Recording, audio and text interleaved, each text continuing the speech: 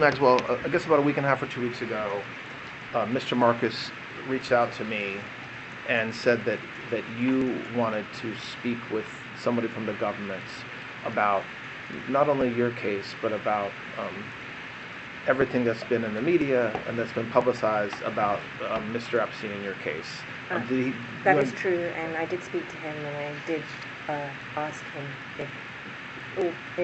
did tell him that I was very keen to talk to anyone, because no one from the government at any time ever since the inception of the case, so dating back to the early 2000s, has ever spoken to me, and indeed I believe ever reached out to me at any time to even speak to me, and that includes up to when I was indicted and prosecuted.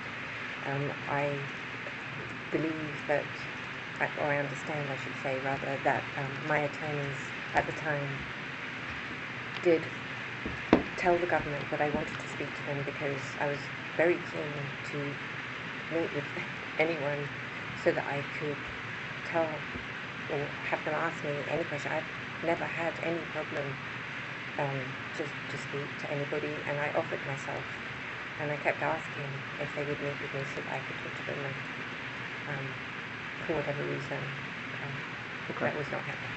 Okay. I have questions that I want to ask you, but I'm not, if there's a question that I'm not asking that you think should be asked, I invite you to volunteer. Same thing goes to your lawyers. Just to start a little bit, very briefly, can you talk about when you first met Mr. Epstein? I know that goes back a while, and just very generally talk about your relationship with Mr. Epstein from the time you met him all the way up until his death. I met Mr. Epstein in 1991.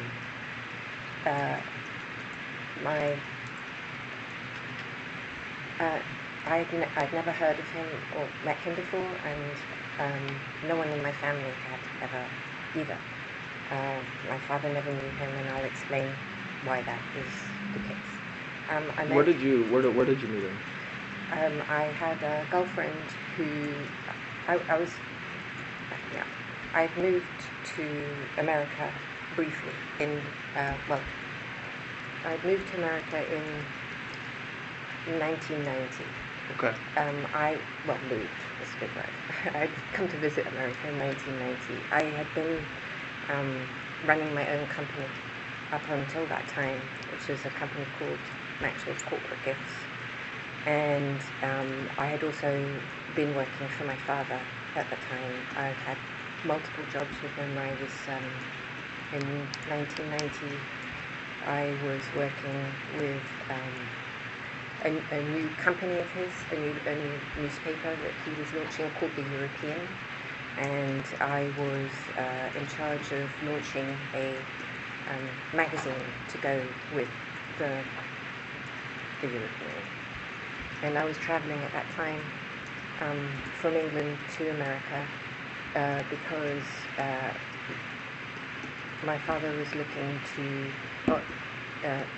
he'd also bought Macmillan, the publishing house, and he had purchased the New York Daily News. And it's true to say that my father always wanted me to come back full-time and work for him, but that's a much longer story I don't think we need to go into at this time. So, but I was always working with him. There was no escaping, as it were, to work for him. So in 1990, I had come over to New York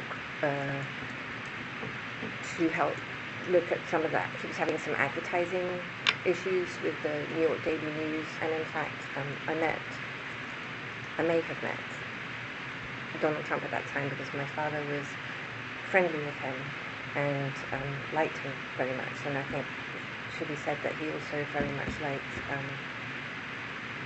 Ivana, because she was also from Czechoslovakia, where my dad was from. So I don't remember if I did meet him or not in 1990 with my dad, but I knew that that's how I knew about Mr. Trump. And this was before you met This was before I met Mr. Mr. Epstein. Epstein? Yes. Okay. All right. So I was already going backwards and forwards in America, and then in April of 1991, I came to New York. I can't remember for what reason, what business reason, but there was a business reason, something to do with my dad at that time. And a girlfriend of mine, an American, told me I'd broken up with I'd been engaged, getting with a very long-term boyfriend, and we'd broken up. And she said, well, as your girlfriends do, I've got a guy for you to meet. And I was like, who is it? And she goes, he's been dating my sister, you'll love him, he's looking for a wife. I'm edging towards 30, I don't need to tell you guys that's a very important moment for a girl to think about important things. Sure, I'd be happy to meet him. And so sometime in 1991, we're in 1991, I met him at his offices on Madison Avenue. And I think the most memorable thing I can think about that is he was wearing a tie, which he didn't often do, and it had a giant tomato ketchup stain on it. So I was like, wow, okay. And that was how we met. Was your meeting at his office for you to meet him just personally, or were you there for work-related reasons? No, I knew nothing about him. Okay. He just invited me to come and have tea at him. And I was like, tea, that's English, okay. But what was unusual was in his offices. So I went to his offices and we met. And I found him very engaging, and that was that. So that's how you meet him. So, and again, I don't want to spend a lot of time, on this particular issue, but what happened with your relationship over the years from the time you meet him in 1991 up until the time he passed away? Just give the highlights. Okay, the highlights. So I was looking for real estate for my dad to buy some, and Epstein told me that he was also looking to move from his apartment, and would I help him? And I said, sure, I'm looking already, so I could look for him. So that's how it started. And then in 1991, my father passed away, and I returned to New York after that, originally to come back and help with family businesses, which was Macmillan. And then the debacle of my father's passing hit the family,